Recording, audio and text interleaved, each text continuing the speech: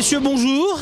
Bonjour. Et oui, ils sont là, les 20 gagnants Luxair RTL 900 avec nous pour ces quelques jours de rêve ici, dans le sud tunisien, sur l'île de Djerba. Alors pendant cette émission, pendant ces 26 minutes, vous allez tout savoir sur cette île. À la fois, nous allons rester sur l'île, mais en même temps, nous allons traverser et rejoindre le continent. Alors il y a deux moyens de traverser, on va vous expliquer tout cela en détail dans quelques secondes. Avant cela, je voudrais juste savoir comment s'est passée cette première journée. Super.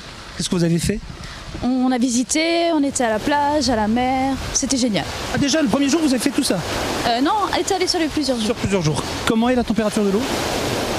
Bonne. En tout cas, la chaleur, ça, il y a le compte. Il fait combien de degrés à peu près? 33. 33 degrés, c'est vous dire. Donc tout va bien? Vous voulez rentrer tout de suite ou on reste encore quelques jours? On reste. C'est bien ce qui me semble aller. Premier reportage, présentation de Djerba et nous on se donne rendez-vous juste après pour la suite de cette émission.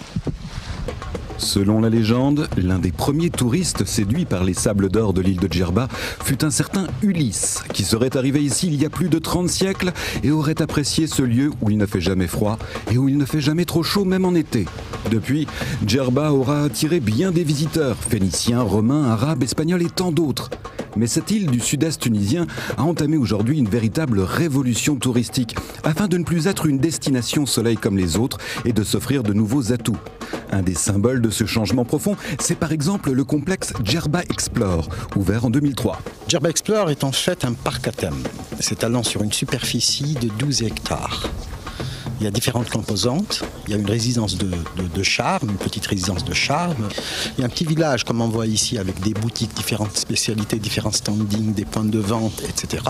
Et il y a 3 modules de visite. 1. Musée d'art et d'histoire. Une reconstitution de l'habitat de l'île et une ferme de crocodiles. Car si Djerba la Douce a toujours su bien accueillir ses visiteurs, elle tient aussi à faire reconnaître la richesse de sa culture. Une culture arabo-musulmane magnifiquement mise en valeur dans le cadre du Lala Adria Museum, qui évoque les siècles de relations entretenues par les civilisations du sud méditerranéen. Un retour sur le passé indispensable pour une île qui ne veut plus seulement être appréciée pour ses plages et son climat, mais aussi pour son histoire. C'est l'histoire peut-être de la Tunisie. Pratiquement toutes les civilisations qui sont passées par la Tunisie ont marqué leur présence sur l'île de Djerba. C'est le carrefour des civilisations, c'est la rencontre. C'est la rencontre des religions et des civilisations de la Méditerranée. Le clou de Djerba Explore reste néanmoins la ferme des crocodiles. Imaginez 400 crocodiles du Nil amenés jusqu'ici depuis Madagascar et réunis dans un immense enclos rappelant l'architecture berbère. 400 sauriens qui ont prospéré au soleil de Djerba à tel point que certains atteignent les 7 mètres de long pour un poids d'1 tonne.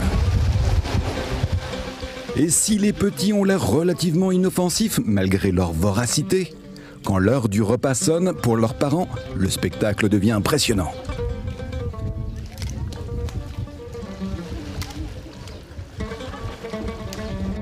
Autre symbole de la mutation que connaît le tourisme insulaire, le golfe de Djerba. Installé en bordure même des plages, il a été ouvert en 1995 et propose à une clientèle européenne exigeante 3 fois 9 trous qui ont déjà su attirer des compétitions internationales. Créé pour diversifier les activités hors saison touristique, ce golfe est une sorte de miracle sur une île où l'eau douce est une denrée rare. Alors ça, c'est notre gros défi de tous les jours. On va dire, en fait, on utilise, nous, de l'eau recyclée. À 100% parce qu'il nous faut entre 4 et 5 000 mètres cubes d'eau par jour. Disons entre 3 et 5 000, en hiver un peu moins. Mais durant la haute saison de soleil, c'est plus près de 5 000 mètres cubes par jour. Et donc on reçoit cette eau des stations d'épuration. C'est de l'eau épurée, c'est de l'eau recyclée. Et les établissements hôteliers sont également en train de changer. Prenons par exemple l'hôtel Diana Rimmel. Ce club à l'architecture surprenante avoue une vocation essentiellement familiale. Il s'étend sur 10 hectares et peut proposer à ses 800 clients une grande variété d'animations et d'équipements sportifs. Il vient juste d'être rénové afin de suivre l'évolution que connaissent les grandes infrastructures de l'île.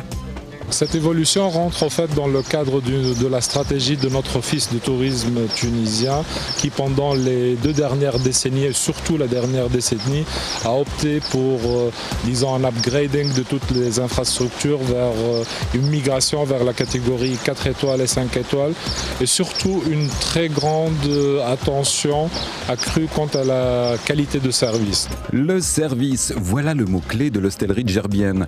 La qualité de l'accueil fait partie des traditions tradition locale et même pour un établissement aussi prestigieux que le Radisson SAS Resort, avec ses 296 chambres, ses 4 restaurants et ses 5 étoiles internationales, les priorités sont claires. Je crois que le plus important, c'est la gentillesse du personnel, c'est de dire bonjour. Et ça, on le dit tout le temps ici, et de suivre et d'être disponible, et tout en souriant, et de montrer que rien ne vous embête. Et surtout avoir la qualité du Yes I Can.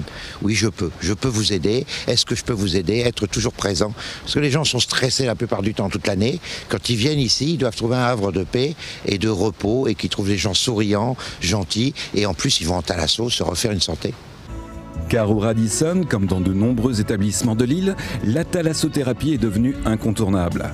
Après le tourisme bronzage des années 80 et le tourisme sportif des années 90, le nouveau millénaire se veut l'ère du bien-être et Djerba a bien l'intention de devenir imbattable dans ce secteur.